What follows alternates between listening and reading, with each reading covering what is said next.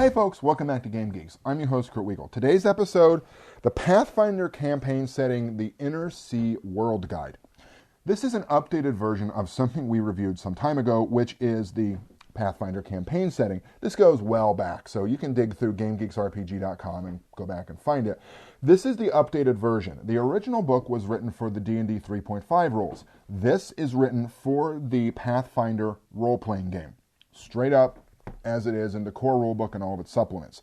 So that's probably the biggest difference. Although, to be quite honest with you, this book is incredibly rules light. This has very little crunch in it, and what is there is kind of tucked in the back. Yeah, you got a couple feet scattered about the different kingdoms. But most of it is just straight world description.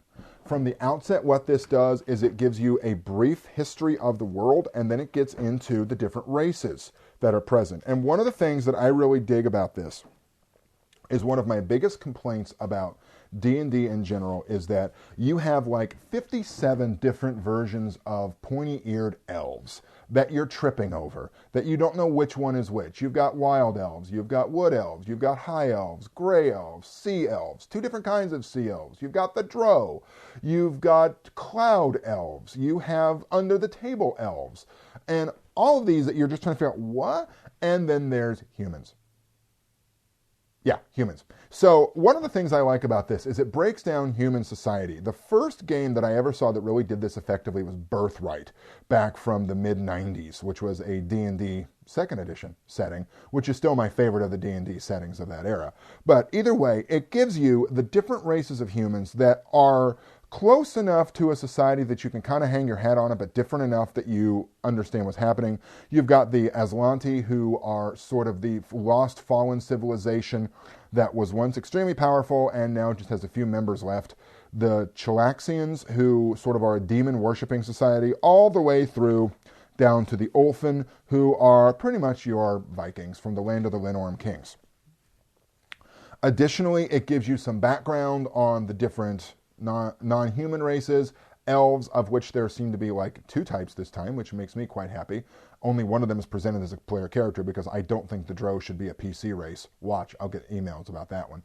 Then it gives you a nice detailed history of the world going all the way back to, undocumented times to about negative 5293, and the game itself takes place in positive 4791. So you have almost 10,000 years of history laid out for you here. Now, not every exhaustive moment is shown, obviously, but the major highlights are pretty well hit upon.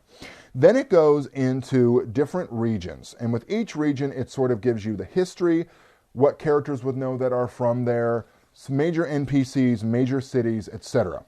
This, and it'd be really hard to accurately describe every square inch of this in the time we have allotted.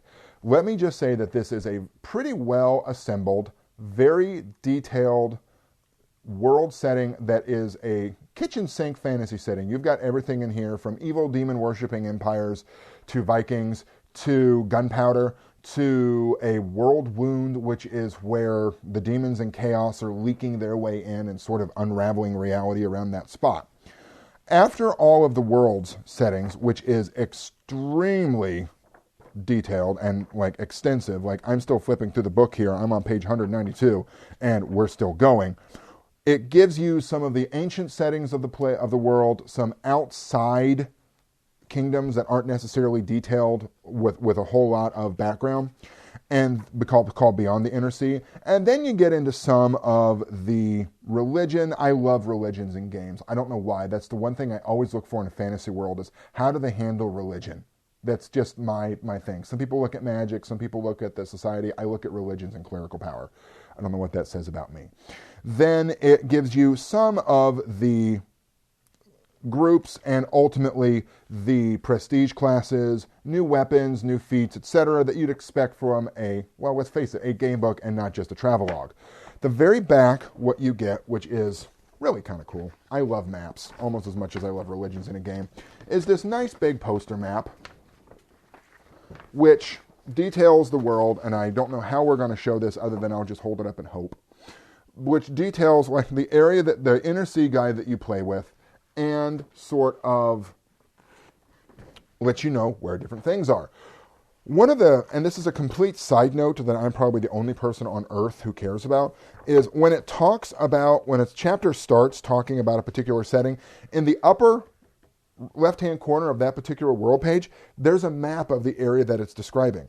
So in the example, when I'm looking at Multhune here, it gives you that general area, and then it gives you a map, sort of with a nice colored section of everything else in grayscale, of the area of the world you're talking about.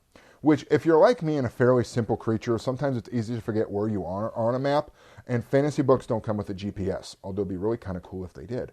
What this does is really sets up the different areas and how they interact with each other very nicely.